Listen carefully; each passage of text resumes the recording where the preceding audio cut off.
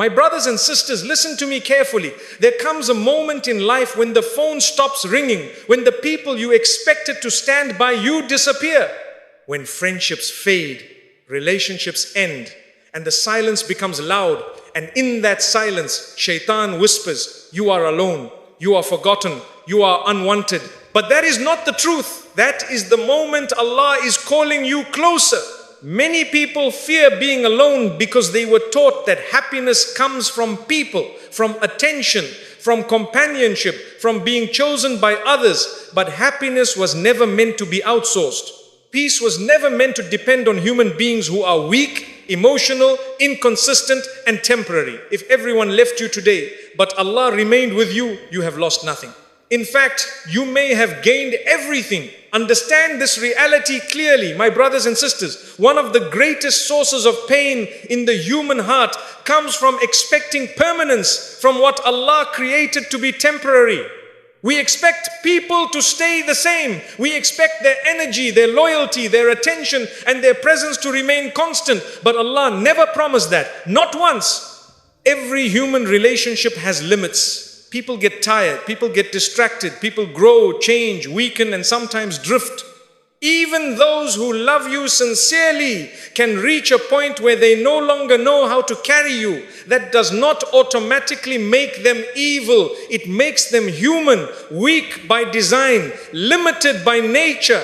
But Allah is not like that. Allah does not weaken with time. Allah does not forget due to distraction. Allah does not abandon because of inconvenience. When Allah takes responsibility for His servant, He does not step back halfway. He does not withdraw His care because you are struggling. He does not reduce His mercy because you are inconsistent.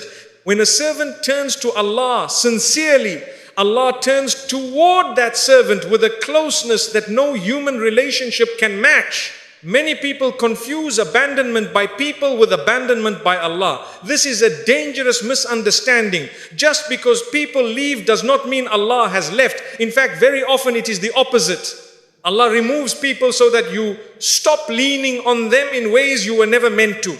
When people walk away from you, it hurts. There is no denying that. The heart aches, the mind replays conversations, and the soul asks painful questions. What did I do wrong? Why was I not enough?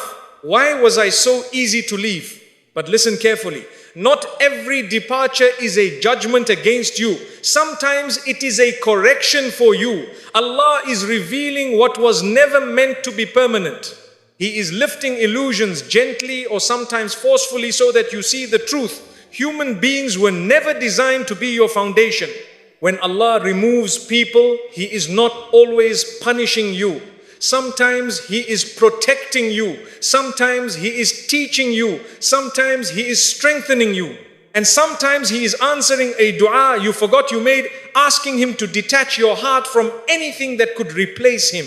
Think about this deeply. If Allah wanted certain people to stay in your life, they would still be there. Circumstances would have aligned. Hearts would have softened. Paths would have crossed again. But if they left, then Allah allowed it. And Allah does nothing without wisdom, even when that wisdom is painful in the moment.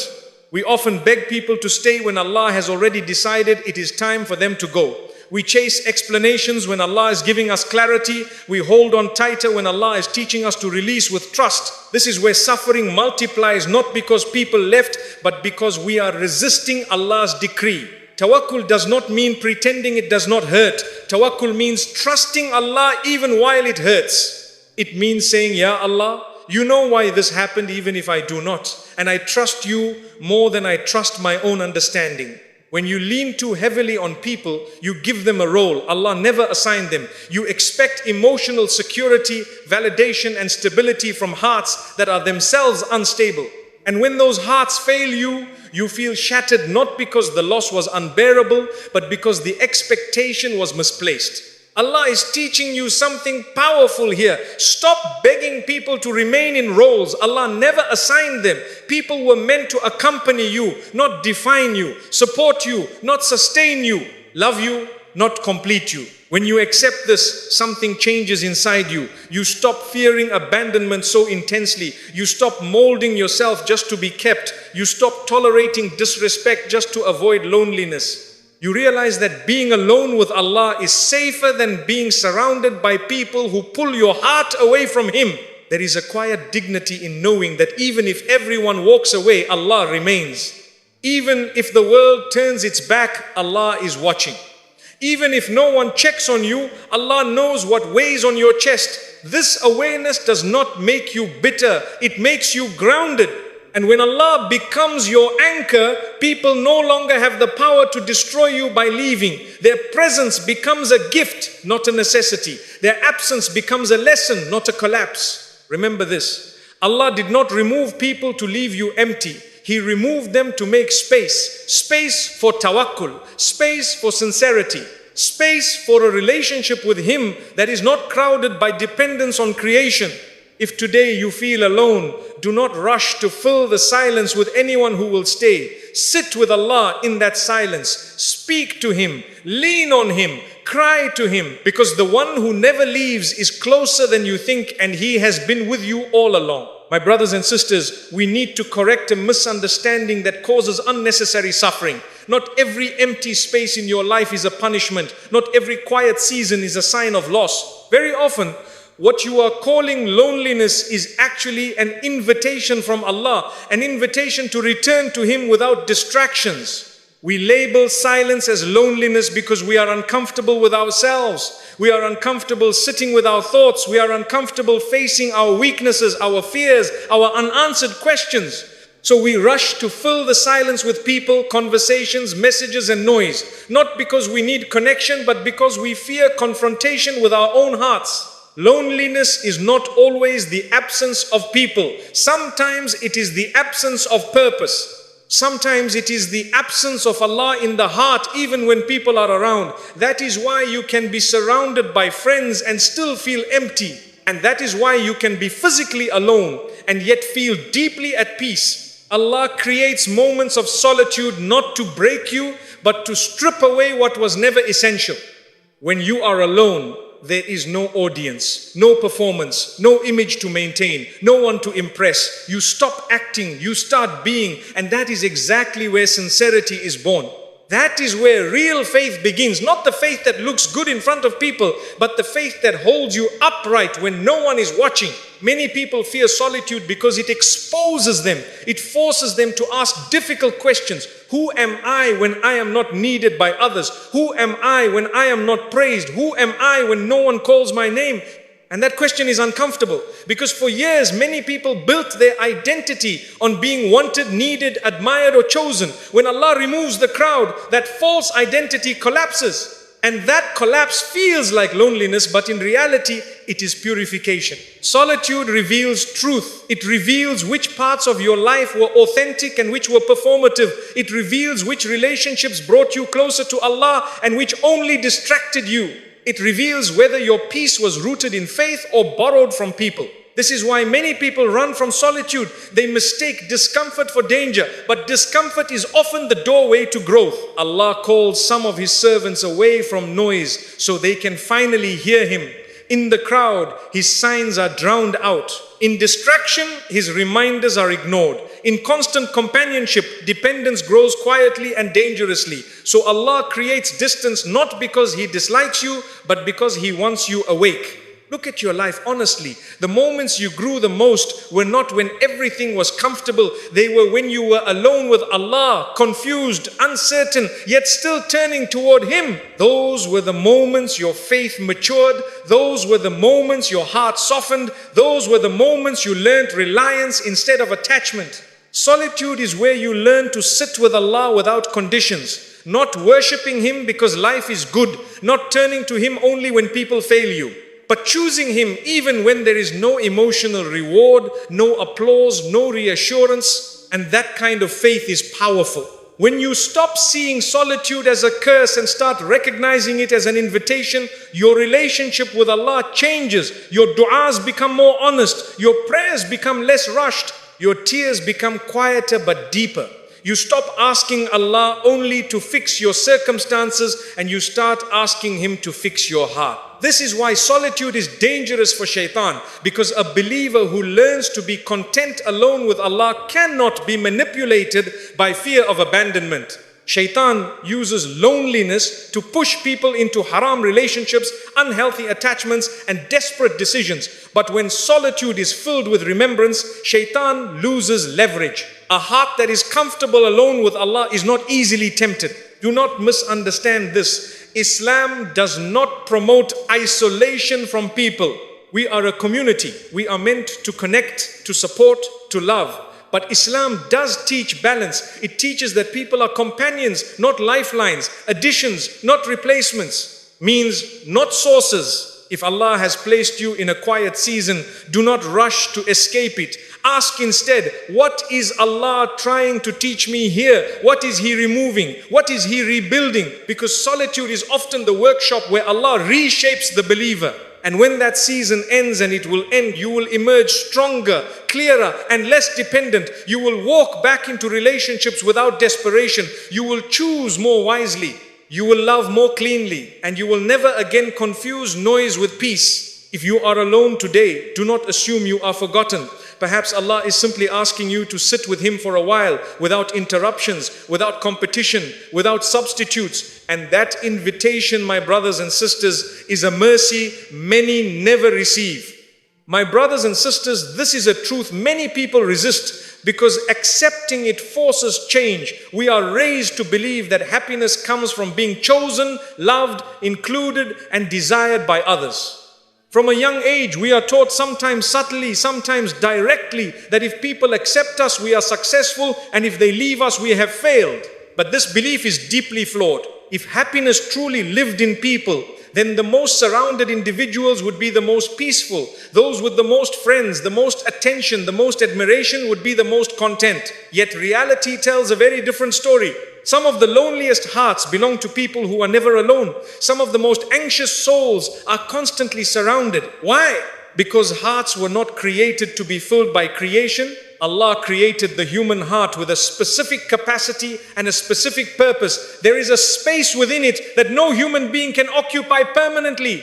When we try to force people into that space, the heart becomes restless. It keeps demanding more attention, more reassurance, more presence. And people, no matter how kind, cannot sustain that burden. This is why reliance on people is exhausting for you and for them. When your happiness depends on people, you live in a constant state of emotional risk. Their tone affects your mood. Their absence disturbs your peace. Their approval becomes a form of currency.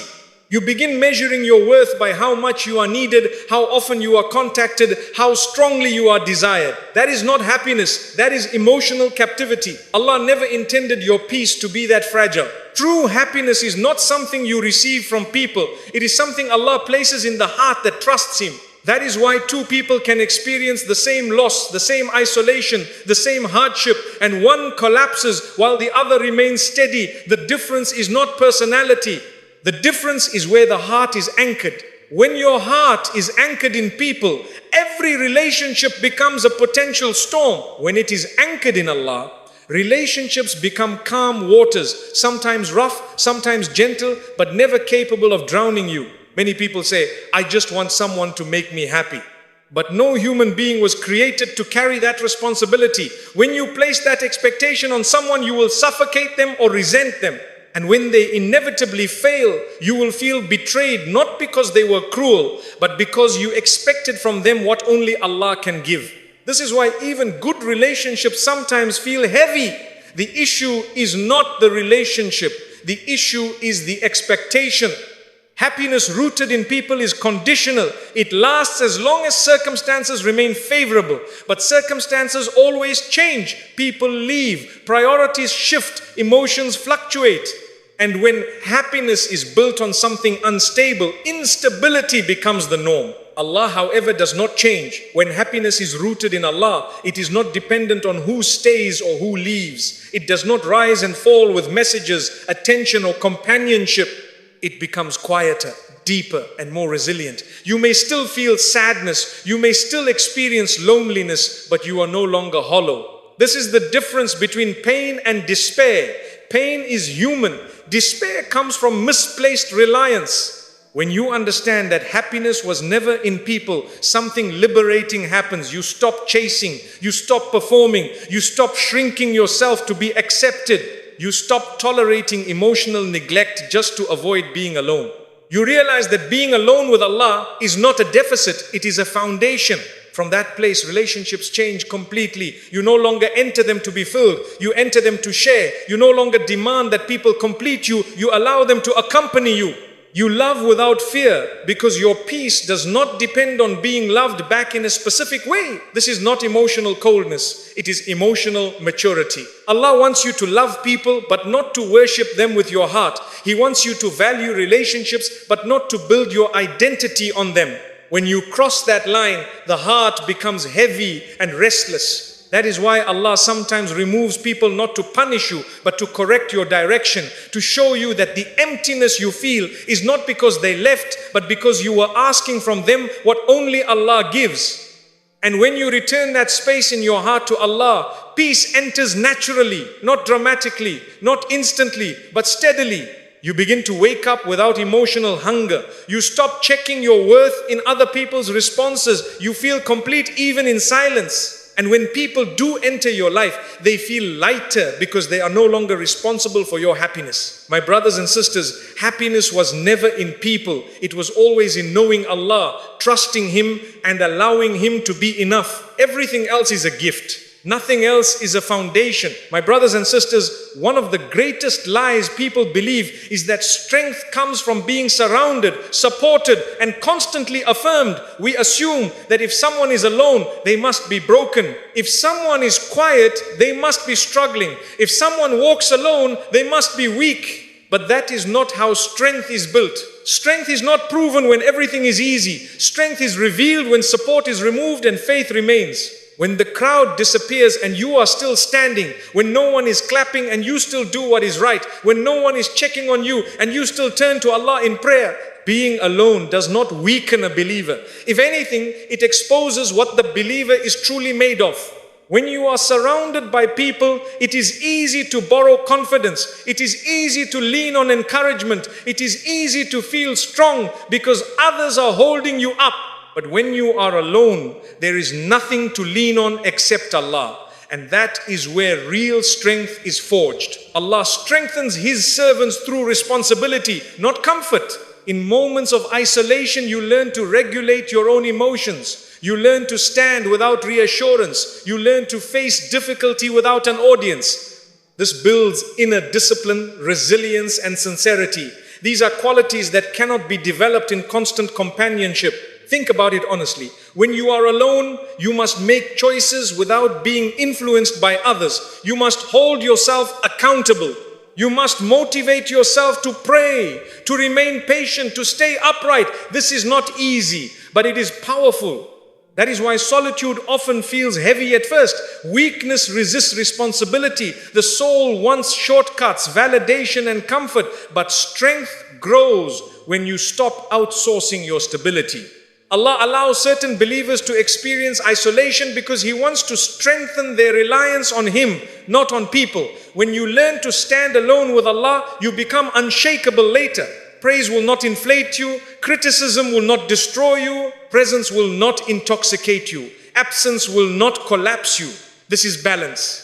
A person who has never learned to be alone often fears silence. They fear abandonment, they fear rejection.